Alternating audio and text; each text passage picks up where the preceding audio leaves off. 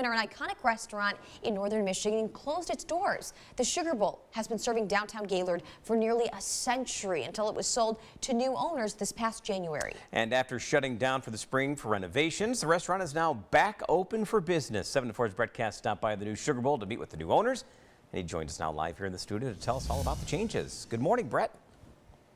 Hey, good morning, Tom. Since 1919, the Sugar Bowl restaurant has been a staple in downtown Gaylord. And with new owners, a new inside, and a new menu, it's a new era for a hometown favorite.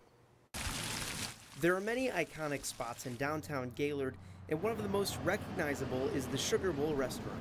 We always stopped here and had breakfast or, dinner or something like that, so I've heard of it before. Chef Ruben Rosales has been cooking for 20 years, spending time in places like Las Vegas, Colorado, and recently Chateau Chantel in Traverse City.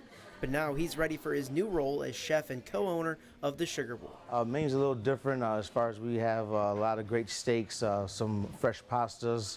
Our whole new bar areas is all new. After taking over in January, the new owners spent nearly 7 months renovating the inside, which is highlighted by their new bar, before they officially opened on August 1st. I just fell in love with Gaylord and especially the history. Ophelia Gochai is also owner of the Sugar Bowl and says the changes have been positively received.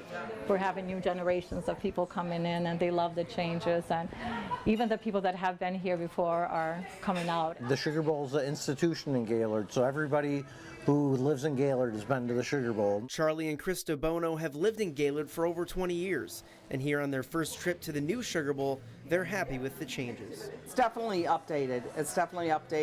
And I think the changes are really positive, and I think people will love it.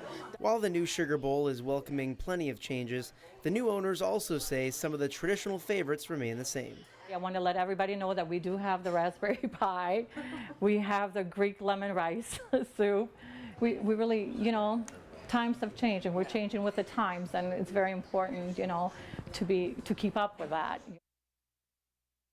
Now the Sugar Bowl is open for lunch and dinner, but also offers a Sunday brunch. So. Nice. It's important when you reopen or when you take the reins of a business like that, you have to keep some of the favorites on the menu. A few of them at least. You'll get some letters. There definitely are a lot of changes, but it does seem to be, at least the people that I saw that were in there, positively received. So. Yeah, everybody was smiling, enjoying the menu, and good, like you said, Tom, to keep those favorites that they had at one time. So, Hey, all thanks, right. Brett. Thanks, Brett.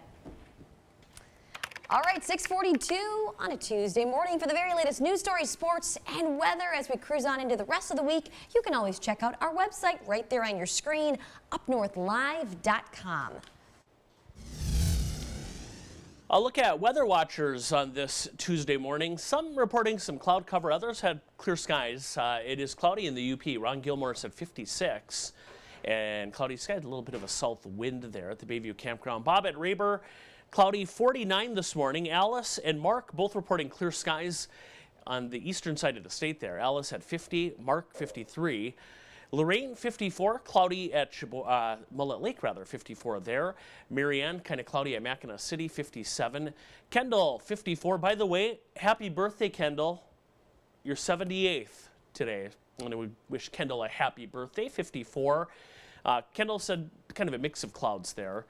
Clearing in one direction, clouds in another. Tuxedo Sport 54, cloudy skies, or partly cloudy skies rather. Ray Gilmore, cloudy at Gaylord. And then pretty clear to partly cloudy across the rest of the area. The cool spot, Bud at Morristown had 54 or 45 this morning. Okay, let's take a look at school day weather. Here's what we expect going forward today. A mix of sun and clouds, quiet weather, highs eventually in the upper 60s to upper 70s, kind of cloudy this morning, a little more sunshine later in the day. Our weather quiz, we have a big warm-up on the way. We may see record warmth. Our question today, which of these temperatures is the warmest ever recorded in September in Michigan? 91, 99, or 104? The answer after the break. I'm Jada Johnson with Big Boys TV, and the Fish and Game Report is sponsored by Johnson's Propane.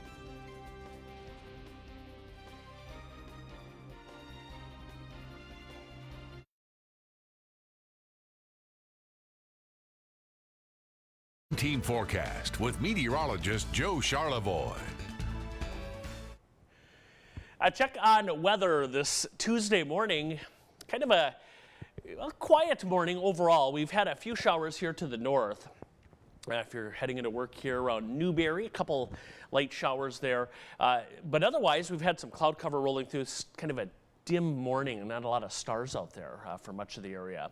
I'll look at radar. Again, there's not much rain, but just a few sprinkles here just south of Newberry, north of Engadine here along the loose Mackinac County line, and then here up around Whitefish Point, a couple light showers. These will come to an end, and I do believe the rest of the day, both in the UP and in lower Michigan, we should end up with dry weather going forward.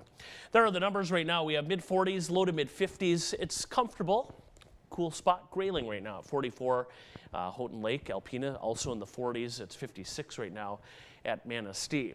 Let's check out the tropics because we are still dealing with Hurricane Jose, which is still a Category 1 hurricane. This will not really impact the eastern U.S. besides some high surf and some wind, a little bit of rain here. This will eventually, later this week, kind of die off as it weakens into a tropical depression by Friday here in the Atlantic before kind of dissipating. Meanwhile, of more concern is Maria, which is a Category 5 hurricane now. This passed over the island of Dominica, I believe, and produced what I was reading this morning, utter devastation there.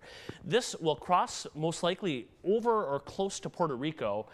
They are bracing for that. A bad situation developing here. That should cross over as a Category 4 hurricane. Some of these areas, of course, were hit by Irma just about a week and a half ago, and then eventually head up east of the Bahamas later in the week. Of course, we'll keep an eye on that. Back home, really not a lot going on. Some cloud cover this morning. Those should give way to some sun for the afternoon. I think a pretty decent day across the area. It clouds up tonight, however. We may get a sprinkle, maybe some fog early tomorrow, and then it will take some time, but these clouds will thin out tomorrow as well.